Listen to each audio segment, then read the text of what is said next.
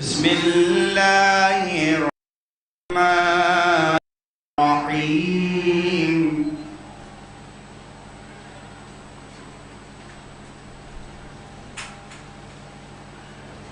واضرب لهم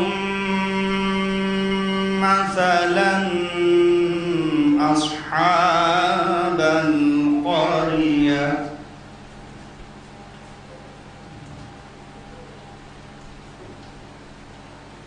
إذ جاءها المرسلون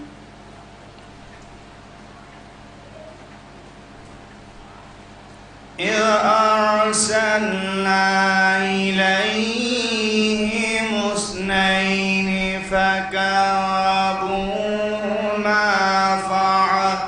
فعزرنا بثالث فقالوا إنا إليكم مرسلون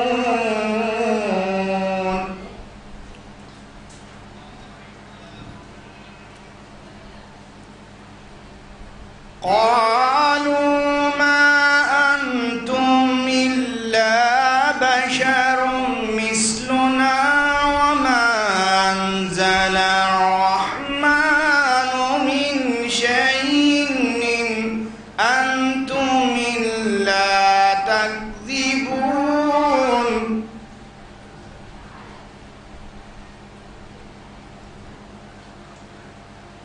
قالوا ما أنتم إلا بشر مثلنا وما أنزل الرحمن من شيء إن أنتم إلا تكذبون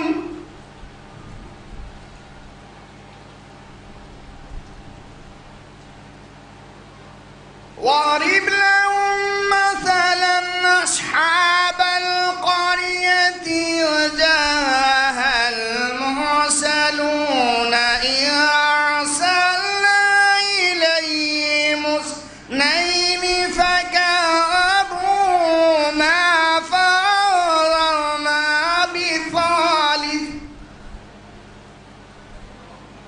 بثالث فقالوا إنا إليكم مرسلون قالوا ما أنتم إلا بشر مثلنا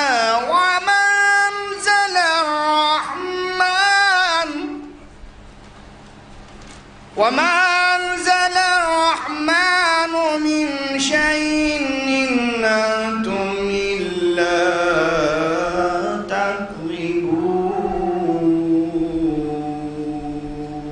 تكذبون صدق الله العلي العظيم وصدق رسول النبي الكريم اللهم وصل على علي أمير المؤمنين ووصي رسول رب العالمين عبدك ووليك ورسولك وآياتك الكبرى والنبع العظيم اللهم ارزقنا زيارة قبر الحسين وفي الآخرة شفاعة الحسين اللهم اكتبنا في زبار الحسين واجعلنا من باكين من أعزاء الحسين اللهم اشرنا بلاء الحسين اللهم اشرنا في زمرة الحسين اللهم ادخلنا الجنة باب الحسين عليه السلام برحمتك يا أرحم الراحمين اللهم صل على محمد وآل محمد اللهم صل على محمد ایک بار سورہ الحمد 3 بار سورہ اخلاص کی تلاوت فرما کر مروحین انجمن گرہ حسین افتخار قاضی ابن قاضی علی خان رمیز مرتضی حسین ابن مرتضی حسین بشارت عزیر ابن شاہد حسین غفار بن دی رضوی ابن منتظر مہدی صبیہ قاضی بنت منور آغا سلمہ شفاقت حسین صاحب کی سب محرومین مومنین مومنات کے ارواح کے لیے آپ کو بخش دیں. بسم اللہ الرحمن الرحیم.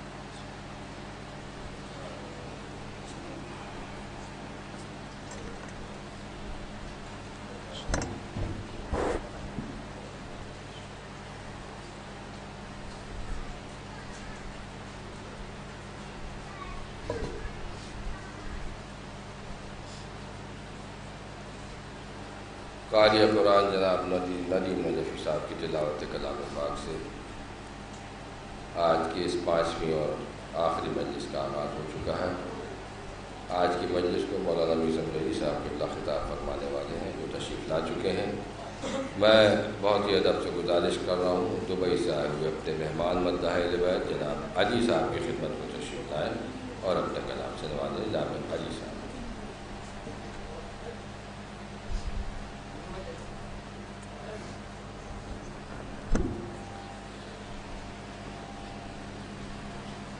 نعرہ سلوات. اللهم صل على محمد وآل محمد.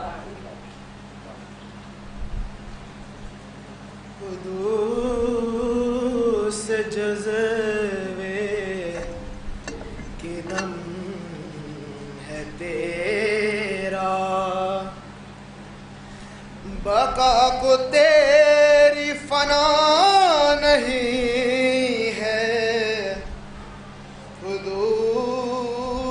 جذبے کے دم ہے تیرا، بقا کو تیری فنا نہیں ہے، ازل تیری ابتدا نہیں ہے، اب تیری انتہا نہیں ہے.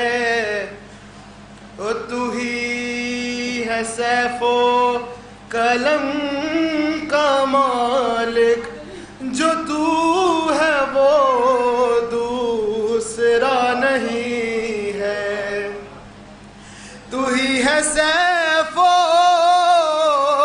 قلم کا مالک، جو تو ہے وہ دوسرا نہیں ہے، جو تو ہے وہ دوسرا نہیں ہے.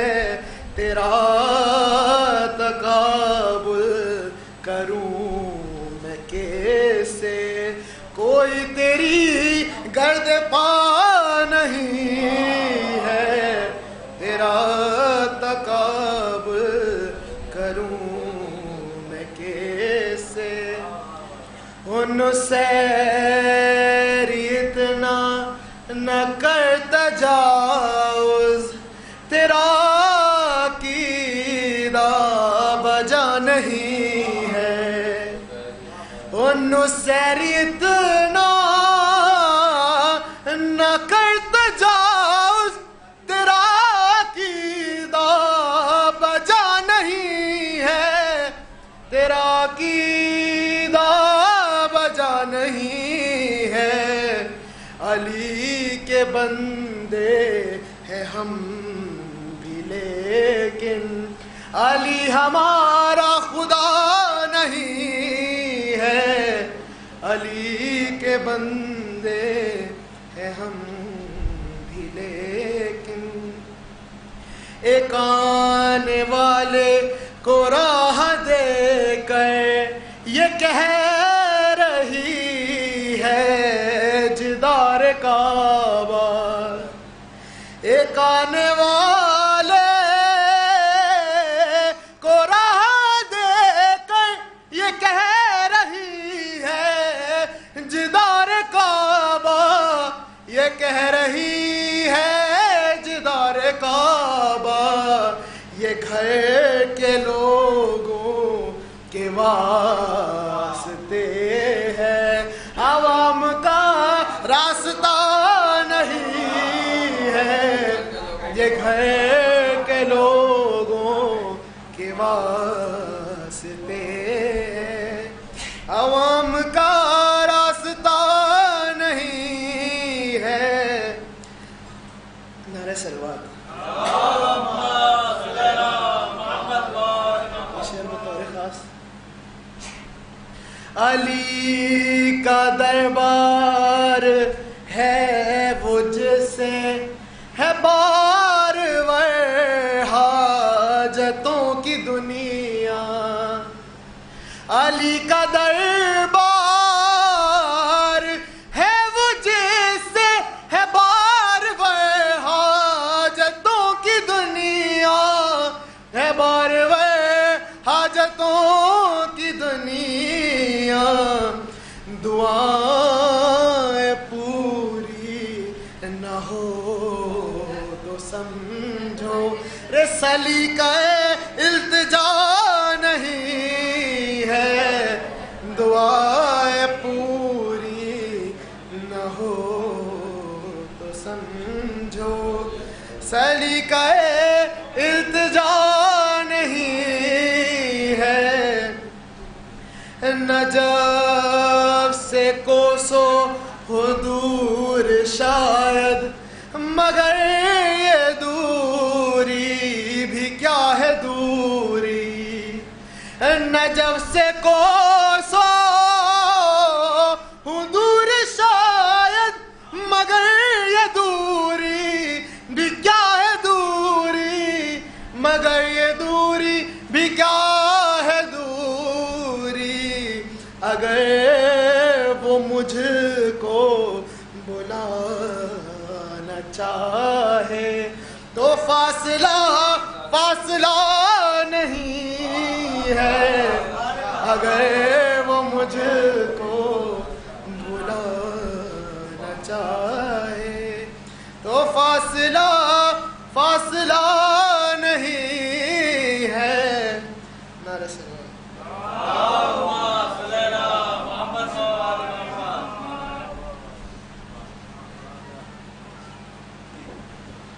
اگر وہ مجھ کو بلانا چاہیں تو فاصلہ نہیں. جناب علی صاحب سے آپ نے کلام سماعت فرمایا. میں گزارش کر رہا ہوں ایک اور مداح ہے جناب امیر رضا صاحب کی خدمت میں تشریف لائیں اور اپنا کلام سنائیں.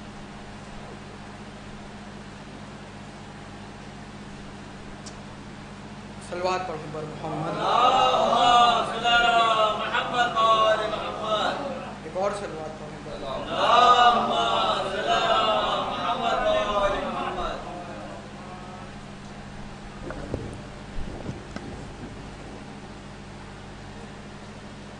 ایک مطلع چند شعر بیدار ہو کے سنیے گا.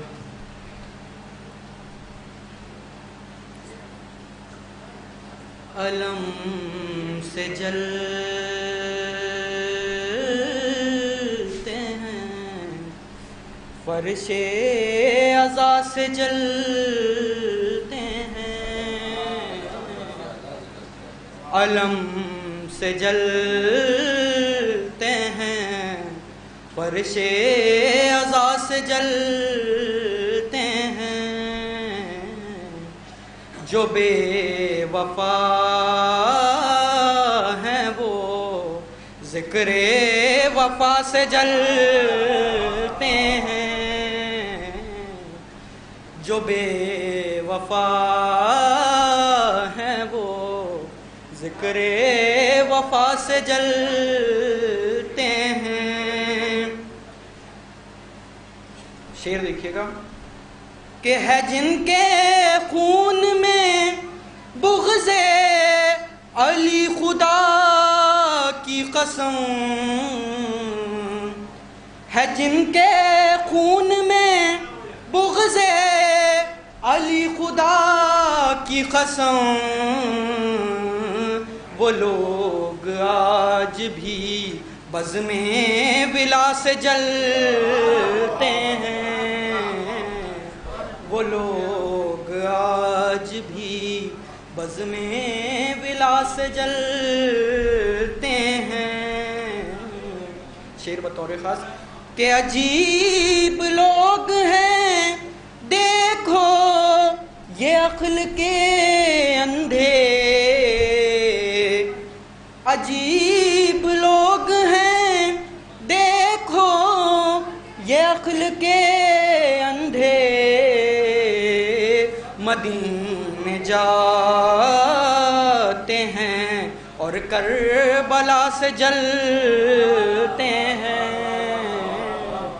مدینے جاتے ہیں اور کربلا سے جلتے ہیں۔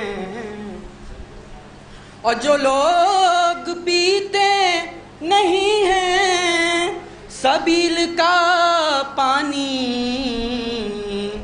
جو لوگ پیتے نہیں ہیں سبیل کا پانی، حسد کی آگ میں آب بقا سے جلتے ہیں، حسد کی آگ میں آب بقا سے جلتے ہیں۔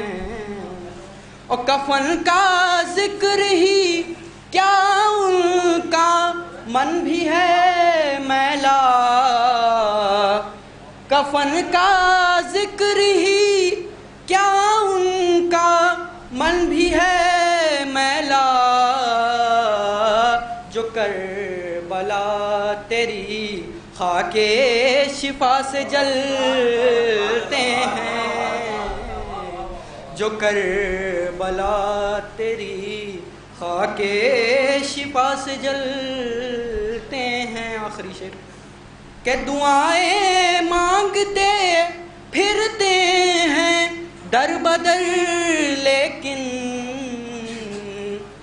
دعائیں مانگتے پھرتے ہیں در بدر، لیکن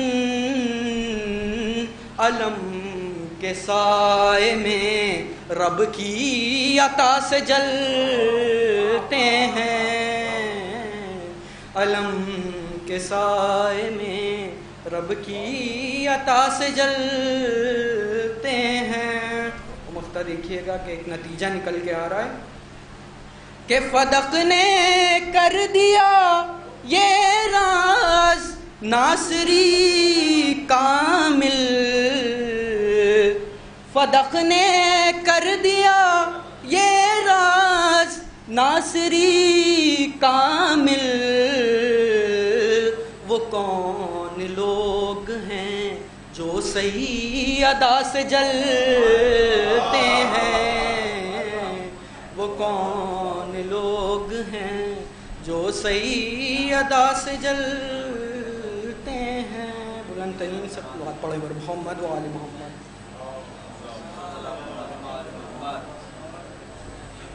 عامر رضا صاحب کے بعد آئیے جلدی سے ایان سلام دو شعر پڑھیے۔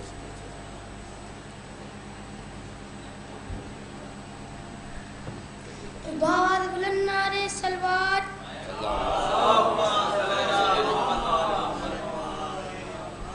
کوئی قرآن کے پاروں میں وہ سورہ نہ ملا جس میں اولاد پیغمبر کا قصیدہ نہ ملا، تو ہم علی والوں نے جنت میں نہیں رکھا قدم جب تلک فاطمہ زہرا کا اشارہ نہ ملا، جب تلک فاطمہ زہرا کا اشارہ نہ ملا۔ ایک بآواز بلند نعرے صلوات۔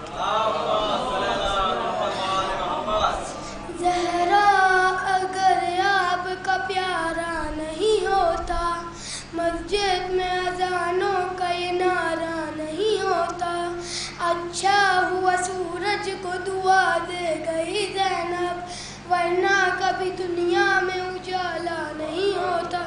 بآواز بلند نعرے صلوات۔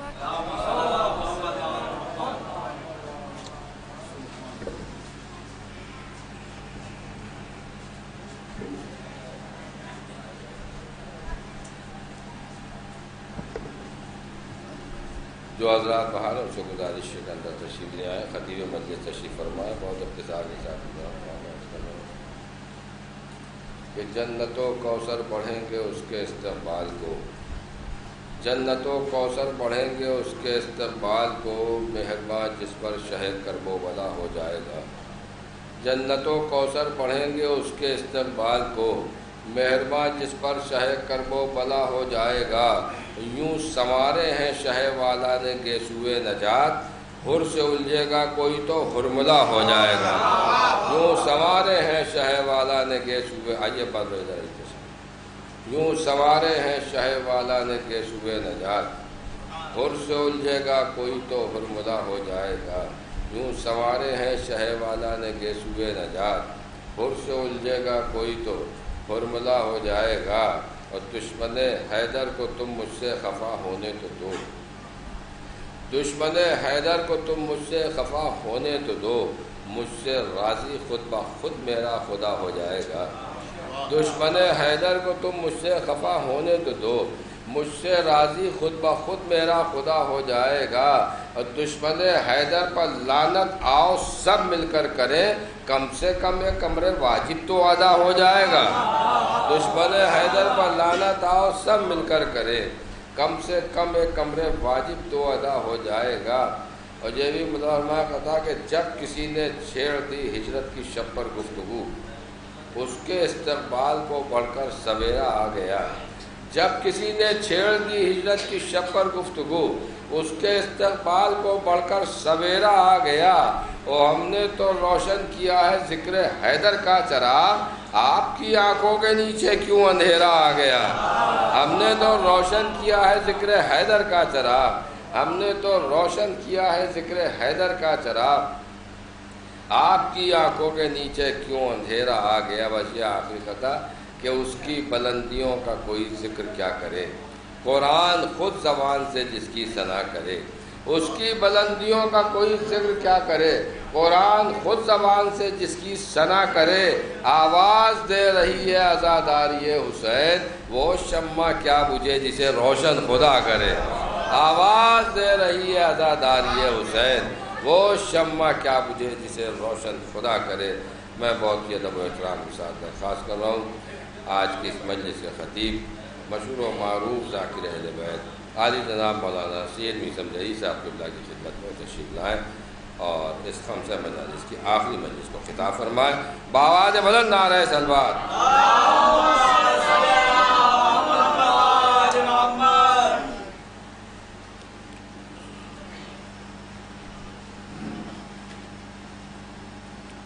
فاتحہ۔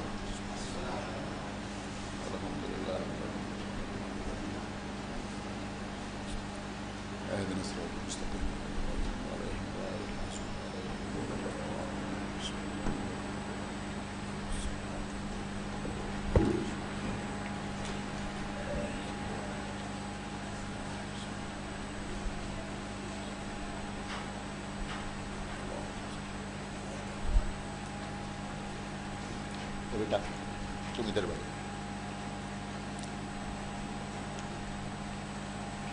اعوذ باللہ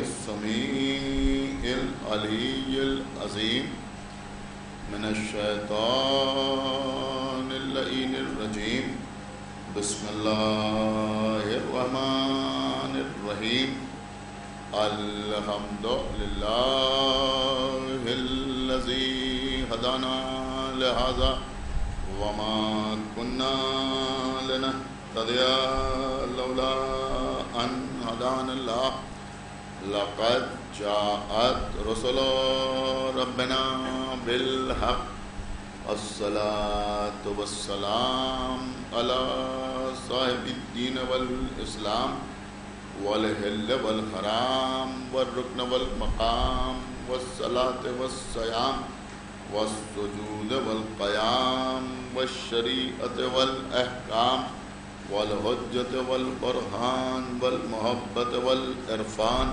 والحق والبيان والكتاب والقرآن سيدنا ونبينا وشفيعنا ومولانا ومولى الثقلين جد الحسن والحسين أبي القاسم محمد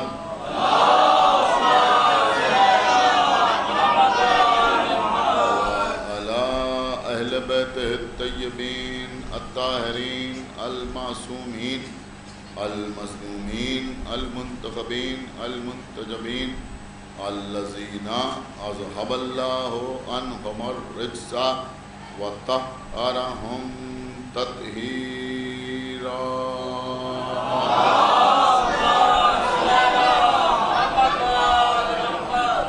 وَلَعْنَةُ اللَّهِ عَلَىٰ أَعْدَائِهِمْ وَقَتْلِهِمْ وَغَاصِبِي حُقُوقِهِمْ وَمُنكِرِي فَضَائِلِهِمْ وَمَصَائِبِهِمْ أَجْمَعِينَ من الآن إلى يوم الدين اللهم عذبهم عذابا يستغيث منه أهل النار آمين رب العالمين أما بعد فقد قال الله سبحانه تبارك وتعالى في كتابه المجيد وفرقانه الحميد وقوله الحق یا ایھا الذین آمنوا اتقوا اللہ وکونوا مع الصادقین صلوات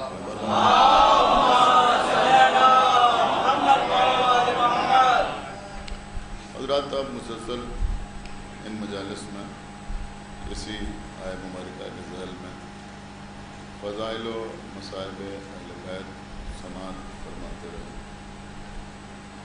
آپ کی حوصلہ افزائی کا شکریہ.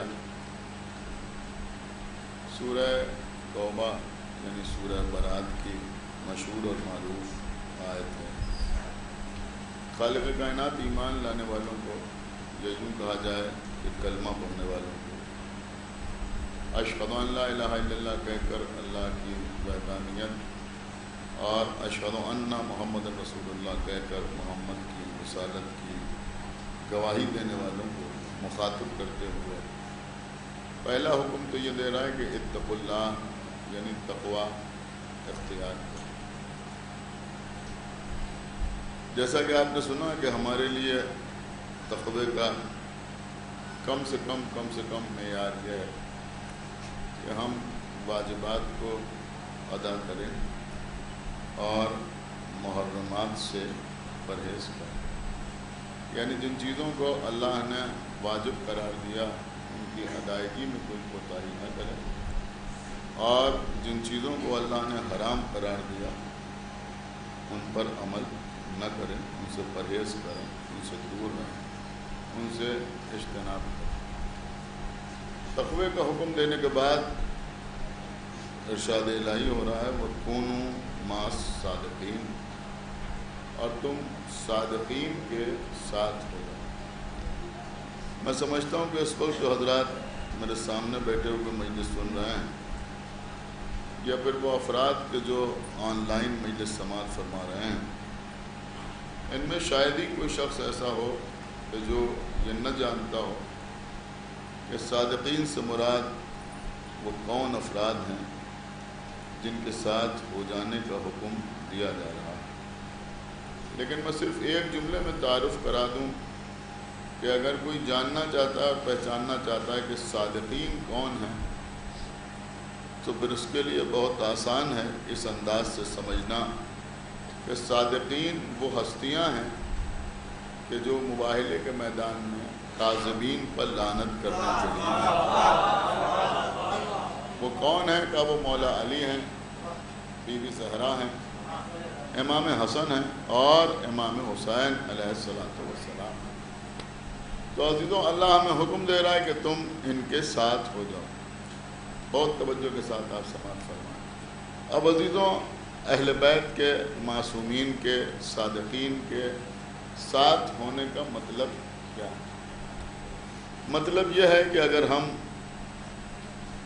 جنگ جمل میں ہوتے تو مولا علی کے ساتھ ہوتے, مولا علی کے مقابلے پر آنے والی کے ساتھ. اگر ہم صفین کے میدان میں ہوتے تو مولا علی کے ساتھ ہوتے, حاکم شام کے ساتھ نہ ہو. اگر ہم نہروان میں ہوتے تو مولا علی کے لشکر میں ہوتے, خوارج کے درمیان نہ ہو. اگر ہم کربلا کے میدان میں ہوتے تو امام حسین کے لشکر میں ہوتے, یزید کے لشکر میں نہ ہو. صادقین کے ساتھ ہونے کا مطلب یہی. لیکن دیکھیں آج میں بالکل الگ بات آپ کی خدمت میں عرض کر رہا ہوں کہ اب اس دور میں جب ہم اور آپ زندگی گزار رہے ہیں, نہ تو جنگ جمل ہو رہی ہے, نہ صفین کی کارزار گرم ہے،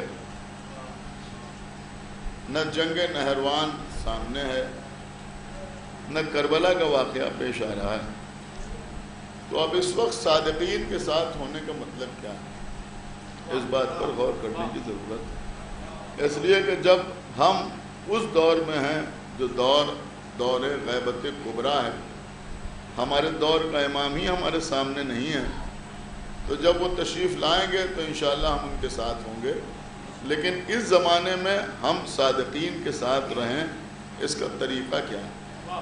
میں بڑی خوبصورت سی بات آپ کی خدمت میں عرض کر رہا ہوں۔ دیکھیے میں سمجھتا ہوں چونکہ مجلس دور دور تک سنی جا رہی ہے تو یہ میسج، یہ پیغام لوگوں تک پہنچ جائے کہ مولا علی کے ساتھ ہونے کا حکم اور مولا علی کے ساتھ ہونے کا مطلب، مقصد، مفہوم اس زمانے میں کیا ہے؟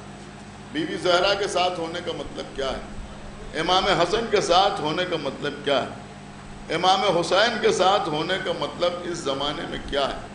دیکھیں اس زمانے میں مولا علی کے ساتھ ہونے کا مطلب یہ نہیں ہے کہ ہم جنگ جبل میں کھڑے ہوئے ہیں، یا ہم جنگ صفین میں موجود ہیں، یا ہم جنگ نہروان میں موجود ہیں، بلکہ اس زمانے میں اہل بیت کے ساتھ ہونے کا مطلب یہ ہے کہ ہم ان کے ہر عمل اور ہر فعل پر راضی رہیں، ان کے اعمال کے سلسلے میں سوالات نہ پیدا کریں۔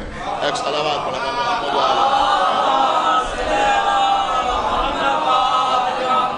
آپ کو سمجھا یا نہیں سمجھا کہ ہم ان کے ہر عمل پر راضی رہیں، جو عمل انہوں نے انجام دیا، جو فعل انجام انہوں نے دیا، اس کے اوپر ہم راضی رہیں، ہم اپنی طرف سے کوئی سوال پیدا نہ کریں۔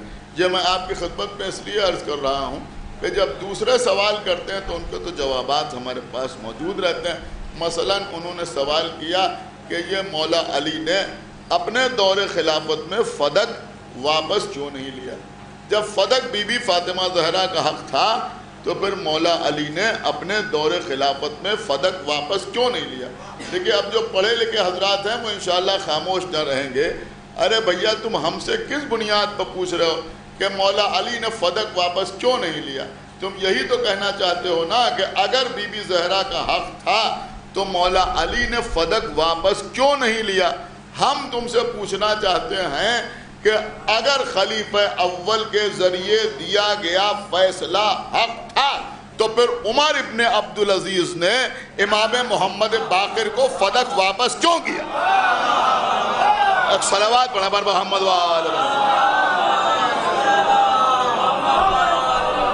دیکھیں ایک صلوات اور پڑھتے پر محمد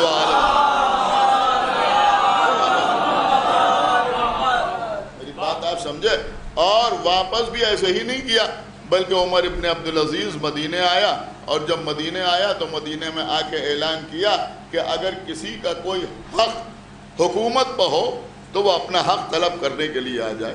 امام محمد باقر علیہ السلام اس کے پاس پہنچے، وہ کھڑا ہوا، امام کو اپنے پہلو میں بٹھایا، امام نے فرمایا دیکھ میں تجھے 3 نصیحتیں کرنے کے لیے آیا ہوں۔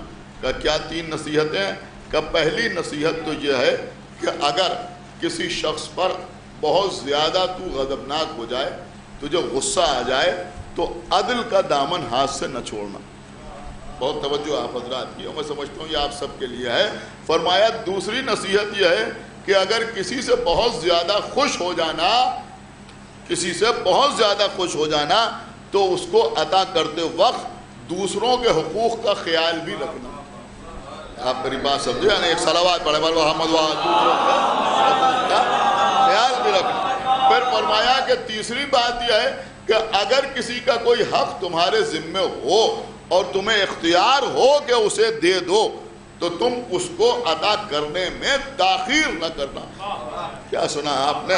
دیکھیں امام نے فدق مانگا بھی نہیں، اس لیے کہ کوئی یہ کہے کہ جب مولا علی نے اپنے دور میں واپس نہیں لیا تو امام محمد باقر علیہ السلام مانگنے کے لیے کیوں پہنچ گئے؟ اور جانے کے بعد یہ بھی ظاہر کر دیا کہ فعلک ہمارا حق ہے جو تمہارے قبضے میں ہے۔ بس عزیزو عمر ابن عبدالعزیز سمجھ گیا، اس نے حکم دیا کہ کاغذ و قلم لایا جائے۔ ظاہر سی بات ہے کہ عمر ابن عبدالعزیز نے مانگا تھا، رسول اللہ نے تو مانگا نہیں تھا۔ سمجھ رہے ہیں؟ فوراً کاغذ و قلم آ گیا۔ جب کاغذ و قلم آیا تو اس نے 1 سطر کا حکم لکھا اور اس نے لکھا کہ وہ فدق، دیکھیں اب سمجھدار مجمع ہے، آپ کا سمجھیں گے تو کون سمجھے گا؟ اس نے لکھا کہ وہ فدق میں محمد باقر کو واپس کر رہا ہوں جو ظلم کے ساتھ ان کی جدہ سے چھین لیا گیا۔ اللہ اکبر، بھئی ایک صلوات پڑھا بر محمد وآل محمد۔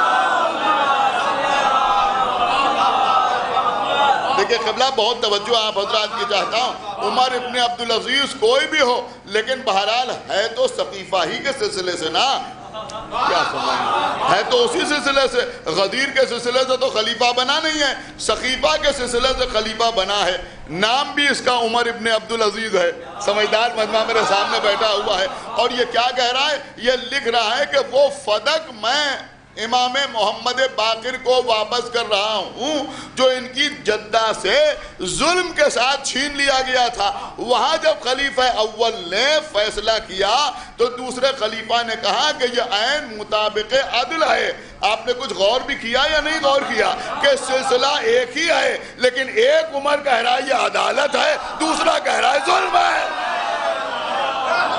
بھئی صلوات پڑھیں بر محمد وآل محمد۔ کہ سمجھ لیں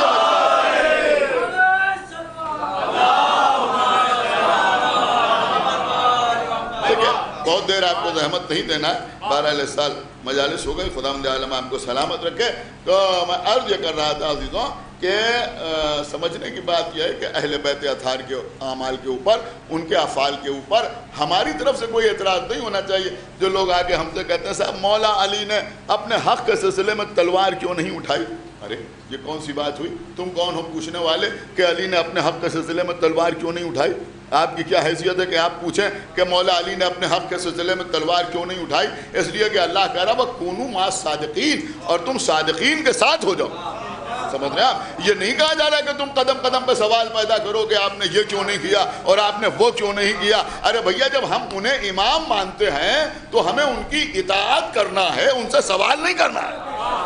میری بات سمجھ رہے ہیں؟ تو یہ سوال کہ مولا علی نے اپنے حق کے خلاف تلوار کیوں نہیں اٹھائی، اور کچھ لوگ یہ کہنے لگتے ہیں کہ صاحب جب مولا علی نے ان کے خلاف تلوار نہیں اٹھائی تو پھر آپ ان پر لعنت کیوں کرتے ہیں؟ میں اکثر ایک جملہ کہا کرتا ہوں، ٹھیک ہے بھائی تمہاری بات مان لی، ان کے خلاف مولا علی نے تلوار نہیں اٹھائی، ان کے خلاف مولا علی نے تلوار نہیں اٹھائی، ان کے خلاف مولا علی نے تلوار نہیں اٹھائی، تو جن کے خلاف تلوار نہیں اٹھائی تم کہہ رہے ہو ان پر لعنت نہ کی جائے، تو پھر جن کے خلاف تلوار اٹھائی ان پر تو لعنت کی جائے۔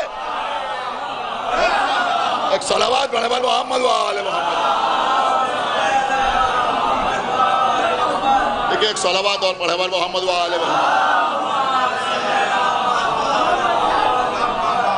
دیکھیں قبلہ، میں بار بار یہ بات کہتا ہوں اور کیونکہ مجلس ریکارڈ ہو رہی لہذا میسج کے طور پر یہ بات عرض کر رہا ہوں، خدا کے لیے دست بستہ آپ سے گزارش کر رہا ہوں کہ قومیات سے زیادہ دینیات پر دھیان دیجیے۔ ایک صلوات پڑھے بر محمد وآل محمد۔ لیکن میری بات سمجھیے جو میں عرض کر رہا ہوں کہ قومیات سے زیادہ مجھے افسوس ہوا یہ نقطہ پیش کر کے۔ ایک صلوات پڑھے بر محمد وآل محمد۔ تھوڑا سا دینیات پہ دھیان دینا ضروری ہے قومیات سے زیادہ۔ یہاں مسئلہ یہی ہے کہ قومیات کے بارے میں لوگوں کے پاس زیادہ علم ہے اور دینیات کے بارے میں لوگوں کے پاس علم نہیں ہے، لہذا تھوڑا سا پڑھیے، تھوڑا سا مطالعہ کیجئے کہ جنگ نہروان ہوئی تھی تو کب ہوئی تھی، اور جنگ جمل ہوئی تھی تو کیسے ہوئی تھی اور کس وجہ سے ہوئی تھی، اور جنگ صفین ہوئی تھی تو کس وجہ سے ہوئی تھی۔ اس لیے کہ آپ یقین مانیں کہ اگر آپ پڑھیں گے نہیں تو چند دن کے بعد نہ تو کسی کو مجلس پڑھنے میں لطف آئے گا اور نہ کسی کو سننے میں لطف آئے گا۔ ایک صلوات پڑھیں بر محمد وآل محمد۔ میرے چھوٹے بھائی یہاں بیٹھے ہوئے تھے لہٰذا میں نے جسارت کی یہ بات آپ کی خدمت میں عرض کر دی، پوری توجہ کے ساتھ آپ سماعت فرمائے۔ تو مولا علی نے اپنے سلسلے میں آواز نہیں اٹھائی۔ ایک بات یہ عام طور پر کہی جاتی ہے مولا علی تو بولے ہی نہیں۔ ارے بھیا تمہیں کس نے بتا دیا نہیں بولے؟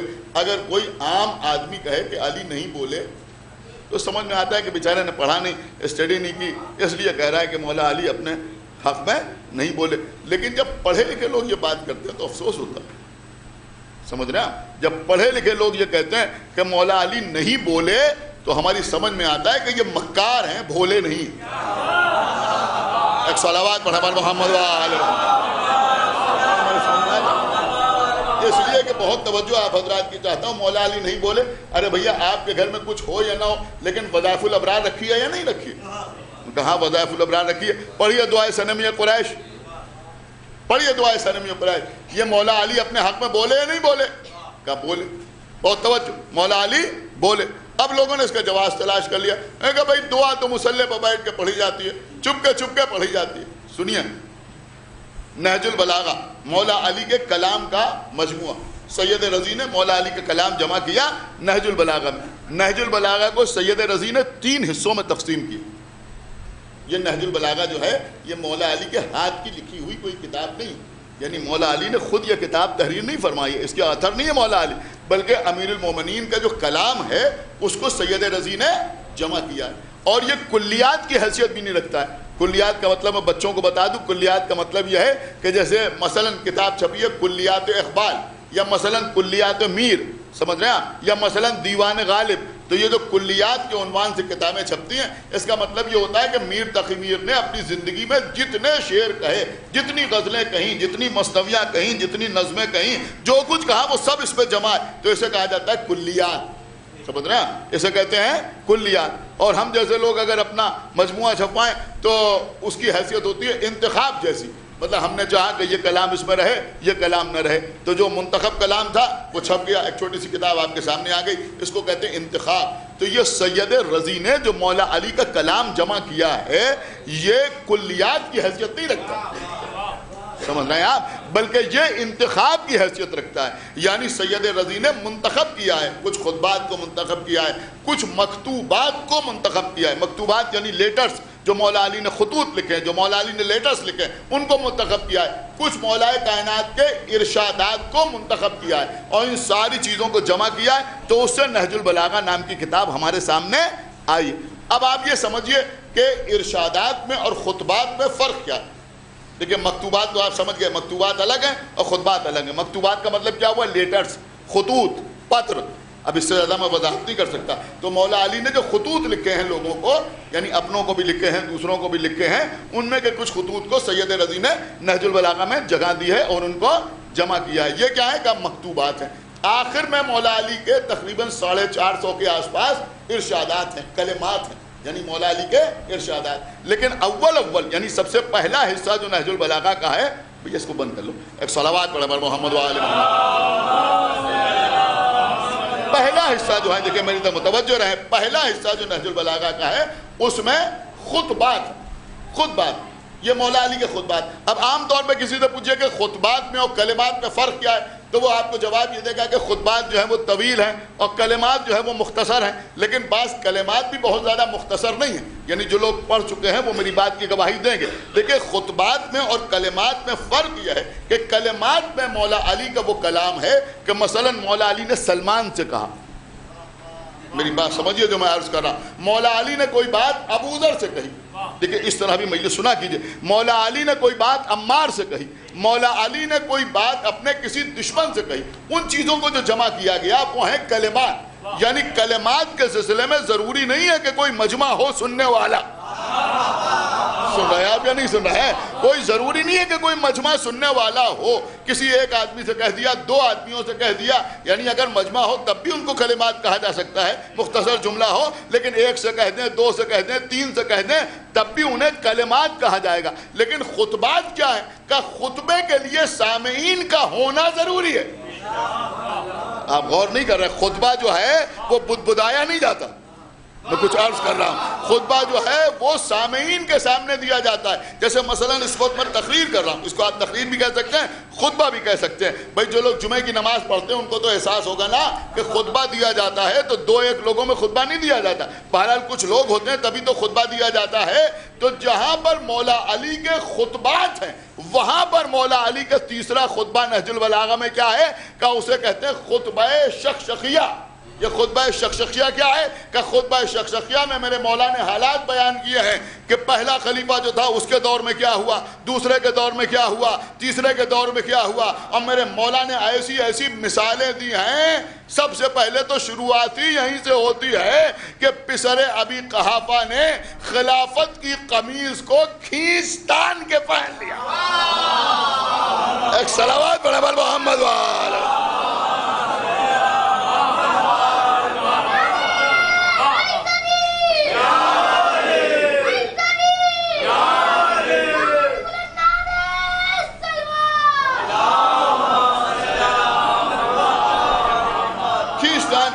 دیکھیے میرے مولا کا یہ جملہ کہ کھینچ تان کے پہن لیا. آپ اس بات کو سمجھے یا نہیں سمجھے؟ دیکھیں یہ قمیص جس کو کہتے ہیں آپ شرٹ, یہ ہے بڑی غضب کی چیز. کیا کہنے, واہ. ٹی شرٹ میں وہ بات نہیں, بات سمجھ رہے ہیں؟ شرٹ کا مسئلہ ہی الگ ہے. اگر کسی کا شرٹ فٹ نہیں ہے تو وہ خود بتاتی ہے کہ وہ اس کی نہیں ہے. ایک صلوات پڑھے بر محمد. اب میری بات سمجھ رہے ہیں نہیں سمجھ رہے؟ ایک صلوات پڑھے بر محمد. اور مجھے جو میں عرض کر رہا ہوں وہ خود ہی بتاتی ہے کہ اس کی نہیں ہے. کرتے میں وہ بات نہیں ہے.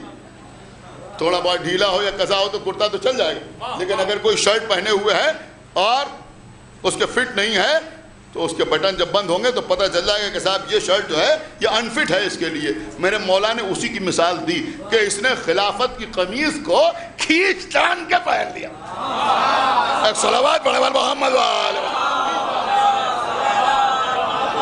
اب مجھے آپ کو پورا خطبہ نہیں سنانا, لیکن میں عرض یہی کر رہا تھا کہ یہ مولا علی کا خطبہ ہے, خطبہ.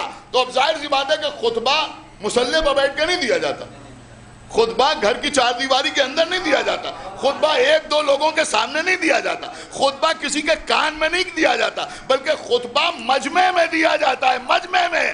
اس کا مطلب یہ ہوا کہ علی نے اپنے حق کے سلسلے میں احتجاج خالی سلمان و ابوذر کے سامنے نہیں کیا بلکہ بڑے مجمع کے سامنے کیا.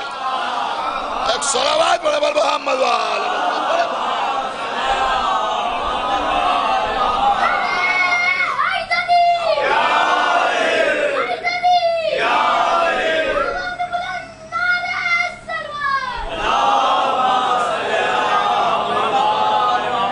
مجمع کے سامنے مولا کائنات نے خطبہ دیا جس کو خطبہ شخشخیہ کہتے ہیں. بس عزیزوں بات تمام ہو رہی ہے تو میں عرض یہ کر رہا تھا کہ صادقین کے ساتھ ہو جاؤ. اب دیکھیے عزیزوں جتنے مسلمان ہیں, یہ عزاداری آپ سمجھیے کہ عزاداری کی اہمیت کیا ہے. جتنے مسلمان ہیں, ہر مسلمان کے سلسلے میں یہ سوال کیا جا سکتا ہے کہ اگر یہ جمل میں ہوتا تو ادھر ہوتا یا ادھر ہوتا. آپ میری بات سمجھ رہے ہیں؟ یہ اگر صفین میں ہوتا تو ادھر ہوتا یا ادھر ہوتا, یہ نہروان میں ہوتا تو ادھر ہوتا یا ادھر ہوتا, کربلا کے میدان میں ہوتا تو ادھر ہوتا یا ادھر ہوتا. لیکن آپ اللہ کا جتنا شکر ادا کریں اتنا کم ہے کہ فرش اعضائے حسین کو مقدر سمجھنے والے کے سلسلے میں یہ سوال نہیں کیا جاتا یہ جمل میں ہوتا تو ادھر ہوتا یا ادھر ہوتا, صفین میں ہوتا تو ادھر ہوتا یا ادھر ہوتا, نہروان میں ہوتا تو ادھر ہوتا یا ادھر ہوتا. یہ مجلس امام حسین علیہ السلام. دیکھیے آج کل تو عجیب و غریب باتیں ہو رہی کیونکہ یہ سلسلے کی آخری مجلس ہے, لہذا میں آپ کی خدمت میں تھوڑی سی وضاحت اس کی کرنا چاہتا ہوں کہ مجلس کے سلسلے میں بھی آج کل بڑی بڑی باتیں ہو رہی ہیں. ان کا صاحب مجلس کسے کہتے ہیں اور مجلس کا موضوع کیا ہوتا ہے اور مجلس کس چیز کا نام ہے. تو بھائی اگر آپ لغت میں دیکھیں تو مجلس کا مطلب کیا ہے؟ مجلس کا مطلب کیا ہے؟ لغت میں مجلس کا مطلب ہے جہاں دو سے زیادہ لوگ مل کے بیٹھیں, اسے کہتے ہیں مجلس. یا بعض لغات میں ہے کہ ایک سے زیادہ یعنی دو بھی اگر مل کے بیٹھیں تو اسے کہا جائے گا مجلس. یہ جلوس سے بنا ہے, جلوس کا مطلب بھی ہوتا ہے جہاں لوگ بیٹھیں یا بیٹھنا. تو مجلس کا مطلب کیا ہوا؟ جہاں لوگ بیٹھے, اسے کہتے ہیں مجلس. ایک مثال اور دے دوں تو بات آپ کی سمجھ میں آ جائے. جیسے صلاۃ, صلاۃ کا مطلب ہے دعا. آپ کسی بھی لغت میں جا کے دیکھیں صلاۃ کا مطلب کیا ہے, کہ صلاۃ کا مطلب دعا. جیسے مجلس کا مطلب جہاں ایک سے زیادہ لوگ مل کے بیٹھے اسے کہتے ہیں مجلس, ایسے ہی صلاۃ کا مطلب دعا. لیکن پیغمبر اسلام نے فرمایا کہ فاتحہ کے بغیر صلاۃ نہیں ہے. تو اب ساری لغتیں کہتی رہیں کہ یہ صلاۃ ہے, لیکن اگر سورہ حمد نہ پڑھا, نہیں غور کر رہے ہیں, اس لیے کہ ساری لغتیں ایک طرف اور پیغمبر کا قول ایک طرف. ساری لغتیں کہتی رہیں کہ یہ صلاۃ ہے اس لیے کہ اس پہ دعا ہے, لیکن پیغمبر نے فرمایا کہ بغیر فاتحہ کے صلاۃ نہیں ہے. فاتحہ کا مطلب سورہ حمد, تو جب تک سورہ حمد نہ ہو اس وقت تک اسے صلاۃ نہیں کہا جائے گا.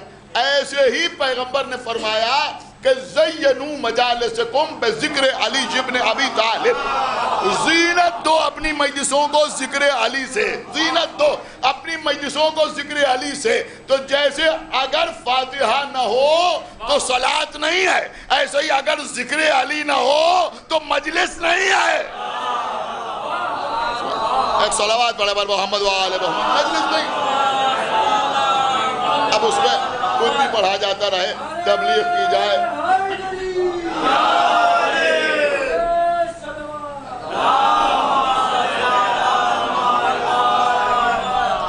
تبلیغ کی جائے، حالات حاضرہ پہ گفتگو کی جائے، فلسفہ بیان کیا جائے، منطق بیان کی جائے، مسائل بیان کیے جائیں، کچھ بھی بیان کیا جائے، لیکن اگر ذکر علی ابن ابی طالب نہیں ہے تو اسے مجلس نہیں کہا جا سکتا.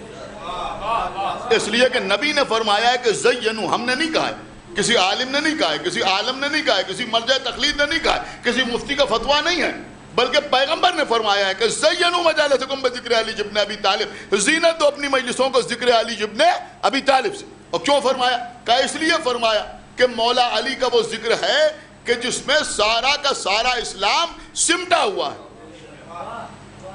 دیکھیے عزیزوں، میں نے ممبر سے کبھی اختلاف بین المومنین کی بات نہیں، آپ غور کیجئے جو بات میں عرض کر رہا ہوں. ایک صلوات اور پڑھے بر محمد وآل محمد. ہمیشہ میں نے کوشش کی کہ اتحاد بین المومنین کی بات کی جائے، مومنین کے درمیان آپس میں اتحاد ہونا چاہیے، کسی قسم کا نزاع نہیں ہونا چاہیے، کسی قسم کا فساد نہیں ہونا چاہیے.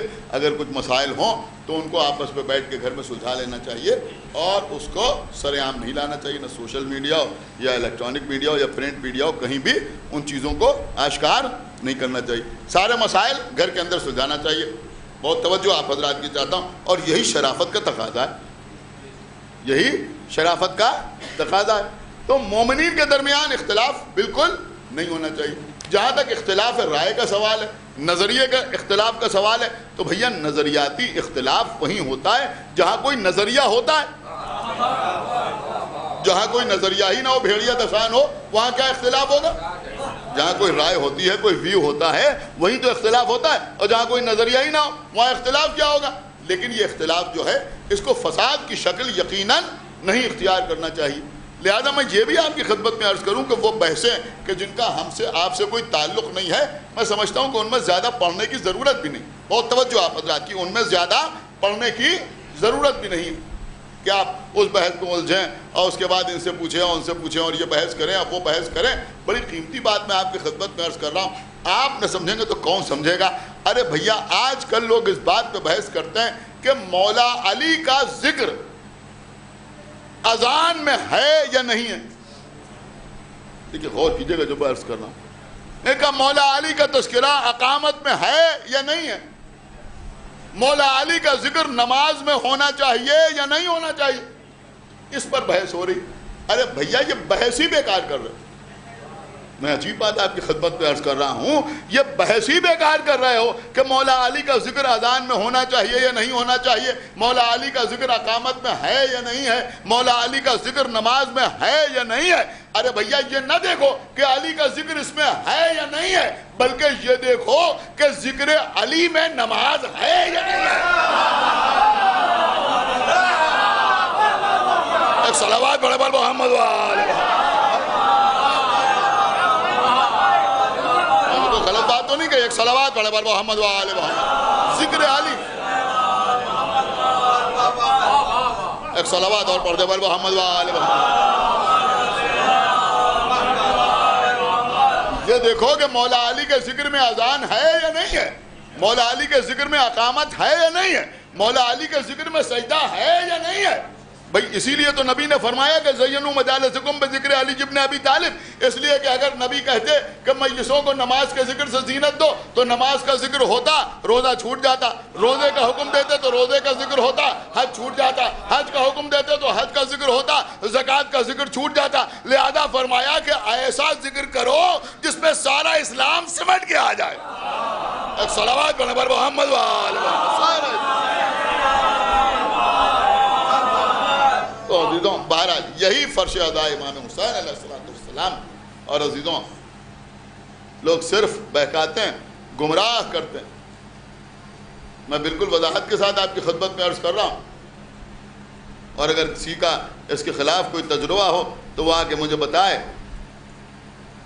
سینکڑوں لوگ، ہزاروں لوگ آپ کو ایسے مل جائیں گے جو آپ سے یہ کہیں گے کہ ہم نماز نہیں پڑھتے تھے، لیکن ایک دن ہم نے مجلس سنی اور ہم نے نماز پڑھنا شروع کر دی۔ ایسے لوگ آپ کو ملتے نہیں ملتے؟ نے کہا ہم روزہ نہیں رکھتے تھے لیکن ہم نے فلاں صاحب کی مجلس سنی اور ہم نے روزہ رکھنا شروع کر دیا۔ ہم نے ایک سال آغا باقر کے امام باڑے میں تھوڑا سا تذکرہ داڑھی کا کیا، اور بہت سے لوگوں نے ہم سے بعد میں کہا کہ آپ نے داڑھی پر اس خوبصورتی سے پڑھا کہ ہم داڑھی نہیں رکھتے تھے، ہم نے داڑھی رکھ لی۔ آپ غور کر رہے ہیں، ضروری نہیں کہ سب پہ اثر ہو جائے، لیکن انہوں نے کہا بھائی ہم داڑھی نہیں رکھتے تھے مگر ہم نے داڑھی رکھ لی۔ میری بات سمجھیے جو میں عرض کر رہا ہوں، اس کا مطلب یہ ہوا کہ نماز نہیں پڑھتے تھے، مجلس میں آئے نماز پڑھنے لگے، روزہ نہیں رکھتے تھے، مجلس میں آئے روزہ رکھنے لگے، حج کے لیے نہیں جا رہے تھے لیکن مجلس میں آئے مسئلہ سنا حج کے لیے چلے گئے۔ بہت غور سے سنیے جو میں عرض کر رہا ہوں، یہ صرف اور صرف قبلہ پروپیگنڈا ہے۔ ہزار آدمی ایسے مل جائیں گے جو یہ کہیں گے کہ ہم نماز نہیں پڑھتے تھے لیکن مجلس میں گئے تو ہم نے نماز پڑھنا شروع کر دی، لیکن آپ ایک آدمی ڈھونڈ کے نہیں لا سکتے جو آ کے یہ کہے کہ پہلے ہم پابندی سے نماز پڑھتے تھے، جب سے مجلس میں جانے لگے نماز پڑھنا چھوڑ دیا۔ ایک صلوات پڑھے بر محمد و آل محمد۔ کوئی ایک ناٹ اے سنگل پرسن، کوئی ایک آدمی لا کے نہیں دکھا سکتا جو یہ کہے کہ صاحب ہم تو خوب نماز پڑھتے تھے اور خوب روزہ رکھتے تھے، اور لیکن جب سے ہم نے مجلسیں سننا شروع کی اس دن سے ہم نے نماز پڑھنا چھوڑ دی، ہم نے روزہ رکھنا چھوڑ دیا، اور ہم حج کے لیے نہیں جاتے اس لیے کہ ہم مجلس میں جاتے۔ یہ صرف پروپیگنڈا ہے، دشمن کا پروپیگنڈا، اور اس پروپیگنڈے میں ہم اور آپ شریک ہوتے ہیں۔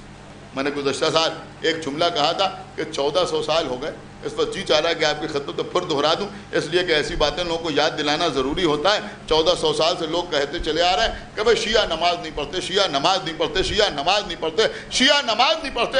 ہم نے کہا اگر شیعہ نماز نہ پڑھتے ہوتے تو تمہیں شیعوں کو مارنے کے لیے مسجد میں نہ جانا پڑتا۔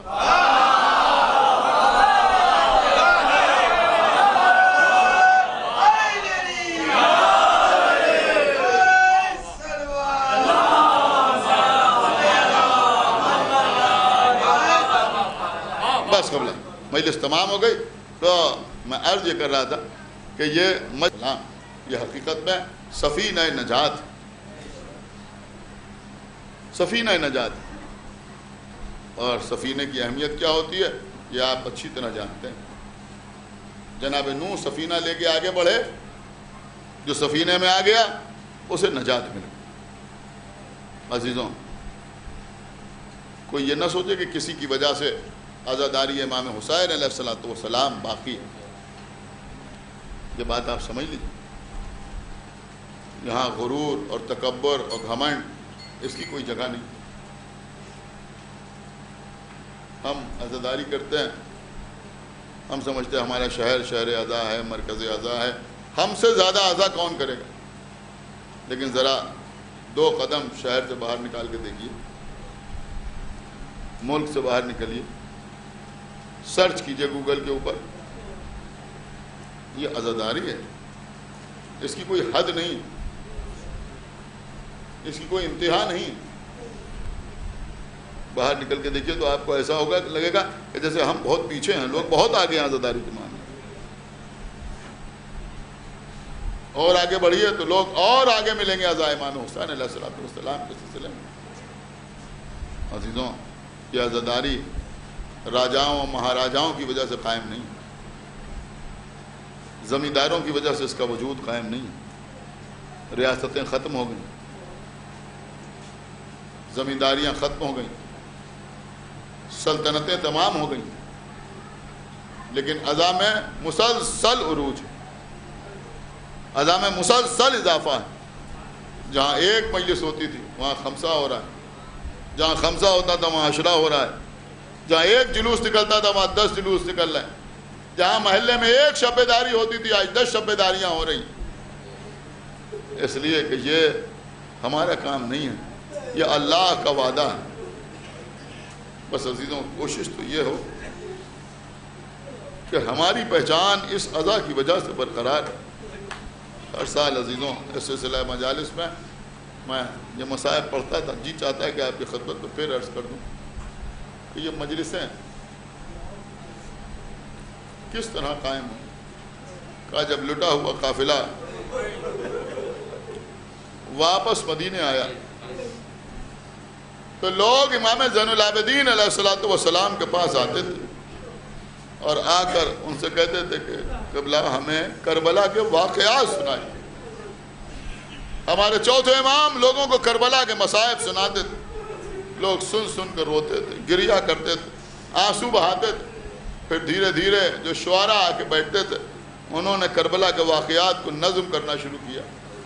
اس طرح سے مرثیہ وجود میں آیا اور کربلا کے مرثیے کہے جانے لگے، ذاکرین پیدا ہو گئے، دوسرے لوگ بھی مصائب بیان کرنے لگے۔ اس طرح سے مردانی مجلس کی ابتدا ہوئی۔ آپ کو معلوم ہے عزیزوں، مردانی مجلس سے پہلے زنانی مجلس قائم ہوئی، خواتین کی مجلس قائم ہوئی۔ کب؟ کہ جب امام زین العابدین نے آگے کہا پھپھی اماں یزید ہمیں رہا کرنا چاہتا ہے، آپ بتائیے کہ آپ یہاں رہنا پسند کریں گی یا مدینہ جانا پسند کریں گی؟ کہا بیٹا سید سجاد ہم جائیں گے تو مدینے، لیکن ابھی تک ہم نے اپنے بھیا کا ماتم نہیں، لہذا ایک مکان خالی کرا دیا جائے جس پہ ہم اپنے بھیا کا ماتم کر لیں۔ یزید کے قصر کے قریب مکان خالی ہوا، بی بی زینب تمام دکھیا بیویوں کے ساتھ اس مکان میں پہنچی۔ 7 دن تک آقا حسین کا ماتم ہوتا رہا۔ عزیزوں آج جب ہم مجلس پڑھتے ہیں تو روایتیں سناتے ہیں، واقعات بیان کرتے ہیں، اشارے کرتے ہیں، نفسیاتی گوشے بیان کرتے ہیں، لیکن وہاں بی بی زینب کو کسی چیز کی ضرورت نہیں، اس لیے کہ سارے کے سارے مصائب بنفس نفیس زینب کے سامنے موجود تھے۔ میرا دل کہتا ہے کہ کبھی ام کلثوم کے بازو پکڑ کے دکھاتی ہوں گی، دیکھو یہ ام کلثوم ہے، ان کی چادر کا محافظ عباس کربلا کے میدان میں مارا گیا۔ کبھی ام لیلہ کی طرف اشارہ کرتی ہوں گی، دیکھو یہ ام لیلہ ہے، کربلا میں علی اکبر کے سینے میں برچھی کی ہنی ٹوٹ گئی۔ کبھی کہتی ہوں گی دیکھو یہ ام رباب ہے، میرے بھیا کی بیوہ، 6 مہینے کے علی اصغر کے گلے میں 3 بال کا تیر پیوست ہو گیا۔ کبھی کہتی ہوں گی دیکھو میں حسین کی بہن زینب ہوں، میرا بھیا کربلا کے میدان میں 3 دن کا بھوکا پیاسا پسے گردن سے ذبح کر ڈالا گیا۔ عزیزوں یہ مجلسوں کا سلسلہ جاری و ساری رہا۔ شام کی عورتیں چیخیں مار مار کے روتی تھیں، بی بی زینب مجلسیں پڑھتی تھیں۔ عزیزوں آخری دن اس مکان میں شہداء کے سر آئے، جب کوئی سر آتا تھا کوئی نہ کوئی بی بی آگے بڑھ کے استقبال کرتی تھی۔ شام کی عورتیں کہتی ہیں کہ ہر سر کا استقبال اس شہید کی ماں نے کیا۔ علی اکبر کا سر آیا، ام لیلہ نے استقبال کیا۔ 6 مہینے کے علی اصغر کا سر آیا، ام رباب نے استقبال کیا۔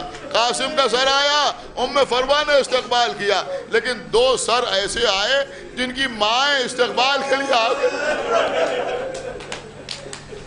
آپ کو معلوم ہے کس کے سر؟ ایک اس کا سر تھا کہ جس کی ماں اس گھر میں موجود نہ تھی، اور دوسرا اس کا سر تھا جس کی ماں اس دنیا میں موجود نہ تھی، یعنی ایک عباس کا سر، ایک حسین کا سر۔ عزیزوں مائیں آگے نہ بڑھیں، 2 دکھیا بہنیں آگے بڑھیں۔ ام کلثوم نے عباس کا سر آغوش میں لیا، زینب نے حسین کا سر آغوش میں لیا۔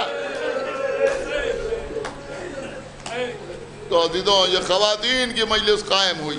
لیکن ایک بات میں کہوں، ہمارے ہاں جیسے مردوں کی مجلس ہوتی ہے، جیسے عورتوں کی مجلس ہوتی ہے، بالکل اسی طرح سے ہمارے یہاں بچوں کی مجلس ہوتی ہے۔ چھوٹے چھوٹے بچے مجلس کرتے ہیں، کچھ چھوٹے چھوٹے بچے بیٹھ کر سوز خوانی کرتے ہیں، کچھ بچے پیشخوانی کرتے ہیں، کوئی بچہ ذکر کرتا ہے، کچھ بچے نوحہ پڑھتے ہیں، بچے اپنے جیب خرچ سے پیسے بچا کر اس سے تبرک لاتے ہیں، تبرک تقسیم کرتے ہیں، بچوں کی مجلس ہوتی ہے۔ عزیزوں سب سے پہلے یہی بچوں کی مجلس قائم، یعنی مردوں کی مجلس سے پہلے عورتوں کی مجلس قائم ہوئی، اور عورتوں کی مجلس سے بھی پہلے یہ بچوں کی مجلس قائم ہوئی۔ آپ کو معلوم ہے کیسے؟ جب زندان شام میں شام ہوتی تو حسین کی 3 برس کی سکینہ زندان شام کے دروازے کے قریب آتی تھی، زندان کی سلاخوں کو پکڑ کے کھڑی ہو جاتی تھی۔ سامنے جو دمشق میں چھوٹے چھوٹے بچے یہ منظر دیکھتے تھے، تو وہ قریب آتے تھے, بی بی سکینہ سے گفتگو کرتے تھے. آپ کو پتہ ہے گفتگو کیا ہوتی تھی؟ کوئی بچہ پوچھتا تھا, بی بی تم قید خانے میں کیوں رہتی ہو؟ کسی بچے نے پوچھا, بی بی یہ تمہارا دامن جھلا ہوا کیوں ہے؟ کسی نے پوچھا, بی بی یہ تمہارا گریبان پھٹا ہوا کیوں ہے؟ اے بی بی تمہارے بابا تمہیں یہاں سے لے کیوں نہیں جاتے؟ بی بی سکینہ جواب دیتی تھی, کربلا کے واقعات بیان کرتی تھی. کیسے بچوں سے پوچھتی تھی, بچوں تمہارا کوئی بڑا بھائی ہے؟ تو بچے بڑے بھائی کے فضائل بیان کرتے تھے. بی بی کہتی تھی, ہاں میرا بھی ایک بڑا بھائی تھا, نام علی اکبر تھا, جو صورت میں, سیرت میں, رفتار میں, گفتار میں اللہ کے رسول سے مشابہ تھا. وہ بچے پوچھتے تھے, تمہارا بھائی کہاں گیا؟ کہا ہمارے بھائی کے سینے میں برسی کی آنی ٹوٹ گئی. بچے چیخیں مار مار کر روتے تھے. یہ مجلس تھی یا نہیں تھی؟ ہاں بس اس مجلس میں اور اس مجلس میں یہ فرق ہے کہ یہاں ذاکر سامنے ہوتا ہے اور وہاں ذاکرہ سلاخوں کے پیچھے ہوتے ہیں. ادھر چھوٹے چھوٹے ہوتے تھے. کبھی سکینہ پوچھتی تھی, بچوں تمہارا کوئی چھوٹا بھائی ہے؟ تو بچے کہتے تھے, ہاں ہمارے چھوٹے بھائی ہیں. تو بی بی کہتی تھی, میرا بھی ایک ششمہا بھائی تھا, میں اسے گود میں کھلاتی تھی, میں اس کا جھولا جھلاتی. میرا بھیا پیاسا تھا, میرے بابا میرے بھیا کو پانی پلانے کے لیے لے گئے, لیکن جب واپس آئے تو میرا بھیا تیر سے زخمی ہو چکا تھا, میرا بھیا شہید ہو چکا تھا. کبھی بچوں سے کہتی تھی, بچوں تمہارے بابا تم سے محبت کرتے ہیں یا نہیں؟ تو بچے کہتے تھے, ہاں ہمارے بابا ہمیں بہت چاہتے ہیں. کسی بچے نے کہا, ہم تو اپنے بابا کے پہلو میں سوتے ہیں. تو بی بی کہتی تھی, تم پہلو میں سوتے ہو, میں اپنے بابا کے سینے میں سوتی ہوں. پھر فرماتی تھی, میرا بابا کربلا میں 3 دن کا بھوکا پیاسا پسے گردن سے دبا کر ڈالا گیا. عزیزوں بچے روتے تھے, گریا کرتے تھے, یہاں تک کہ وہ منحوس تاریخ آئی کہ جب سکینہ اپنے بابا پر روتے روتے اس دنیا سے گزر گئی. عزیزوں دوسرا دن آیا, یہ چھوٹے چھوٹے بچے قید خانے کے سامنے آ کے جمع ہوئے. کچھ دیر انتظار کرتے رہے کہ وہ بچی آئے گی, ہمیں کربلا کے واقعات سنائے گی. لیکن جب سکینہ نہ آئی تو بچوں نے پکارنا شروع کیا, اے بی بی کیا ہمیں کربلا کے واقعات نہ سناؤ گی؟ بس عزیزوں ایک مرتبہ بچوں کے کانوں میں زنجیر کی جھنکار کی آواز آئی. کیا دیکھا, ایک بیمار چلا آ رہا ہے جو لوہے میں جکڑا ہوا ہے. سید سجاد قریب آئے, اے بچوں کس کا انتظار کر رہے ہو؟ تمہاری ذاکرہ کل اپنے بابا پر روتے روتے اس دنیا